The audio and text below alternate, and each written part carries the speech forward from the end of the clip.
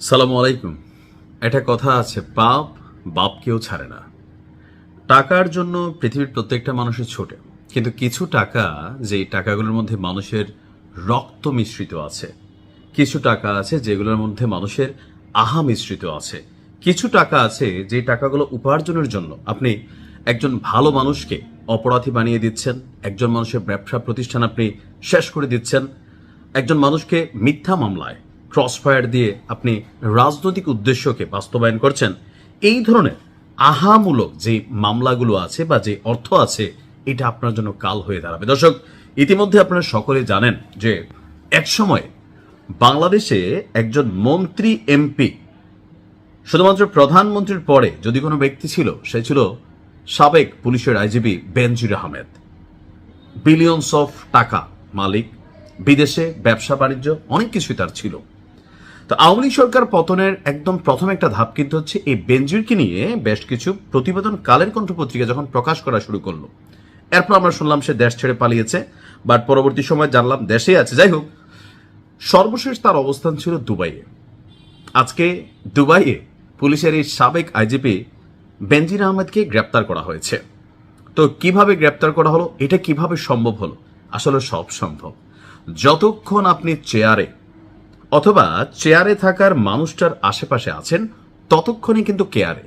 আর যদি চেয়ারই না থাকে অথবা চেয়ারে থাকা মানুষটা আপনারা না থাকে, তখনই কিন্তু আপনি বিপদে পড়বেন। অর্থাৎ একটা ছাতার নিচে আমরা সবাই বসবাস করছি। লাইক প্রত্যেকটা পরিবারের একটা ছাতা আছে, একটা রাজনৈতিক ছাতা আছে, একটা প্রশাসনিক ছাতা আছে। তো বেনজির আহমেদের উপরে আওয়ামী লীগ সরকারের একটা ছাতা ছিল। সেই ছাতাটা যখন নিজেই নাই, তখন বেনজিরের অবস্থা কি হবে? দর্শক, দুবাইয়ে তাকে কিভাবে গ্রেপ্তার করলো দেখেন। সরকার ক্ষমতায় আসার আগেই, সম্ভবত অন্তর্বর্তী সরকারের সময় থেকে কিছু অ্যাক্টিভিটিস চলছিল, আর বিএনপি সরকার ক্ষমতায় আসার পরে দুবাইয়ে বেনজির আহমেদের অবস্থান মানে কনফার্ম হওয়ার পর রাষ্ট্রের পক্ষ থেকে দুবাই পুলিশের কাছে একটা চিঠি পাঠানো হয়। আপনারা অনেকে জানেন ইন্টারপোল অর্থাৎ ইন্টারন্যাশনাল পুলিশ। তো ইন্টারপোলের একজন সদস্য কিন্তু বাংলাদেশও সদস্য রাষ্ট্র হিসাবে তারা দুবাইয়ের কাছে সহযোগিতা চেয়েছে, যেমনটি করে আওয়ামী লীগ সরকার ক্ষমতায় থাকতে অনেককে বিদেশ থেকে গ্রেপ্তার করে নিয়ে আসছিল। তো তদ্রুপ সেই মুহূর্তে আপনার দুবাইয়ে অবস্থান করা বেনজিরকে মানে গ্রেপ্তার করে বাংলাদেশে ফিরিয়ে আনার জন্য সরকারের পক্ষ থেকে চিঠি ছিল দুবাই সরকারের কাছে। আর দুবাই সরকার বর্তমান সরকারকে প্রাধান্য দিয়ে তাদের সেই রিকোয়েস্টে সাড়া দিয়ে বেনজিরকে ইন্টারন্যাশনাল পুলিশ অর্থাৎ দুবাই পুলিশের মাধ্যমে তাকে গ্রেপ্তার করেছে।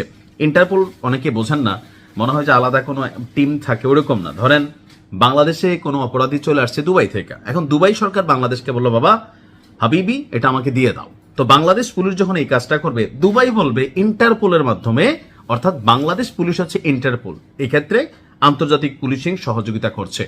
তো বেনজির সাহেব সম্ভবত তার যে অবস্থান ছিল, ওই তার যে বাসা, ওইখান থেকে নিয়মিত কোন পথে যাতায়াত করে গোয়েন্দা নজরদারিতে ছিল। তো আজকে শপিং এ যখন বের হয়েছে, সেখান থেকে তাকে মাঝপথে পুলিশ আলগিদে নিয়ে চলে গেছে। তো এখন কই আছে বেনজির?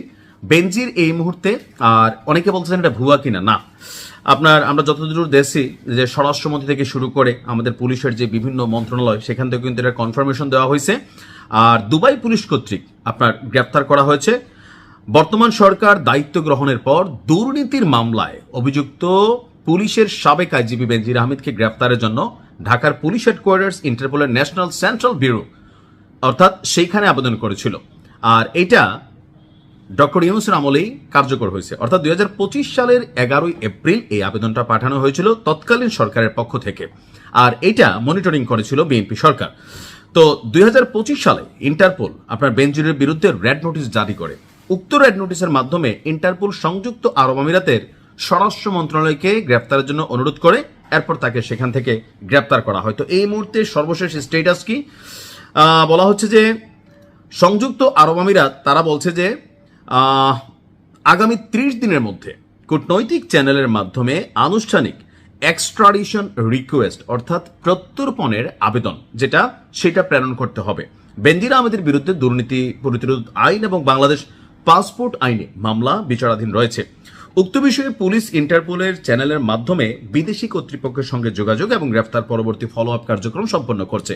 সবকিছু ঠিকঠাক থাকলে আগামী 30 থেকে 35 দিনের মধ্যে বেনজির বাংলাদেশে আসবে। তারপর বাকিটা কি হবে সেটা আমরা কিছুটা আইডিয়াই করতে পারছি। তো মুদ্রা কথা হচ্ছে আর কি ভাই, টাকা তো সবারই দরকার, কিন্তু যেই টাকায় মানুষের রক্ত এটা মিশা থাকে, এই টাকা কখনোই আপনার জন্য শান্তি নিয়ে আসবে না।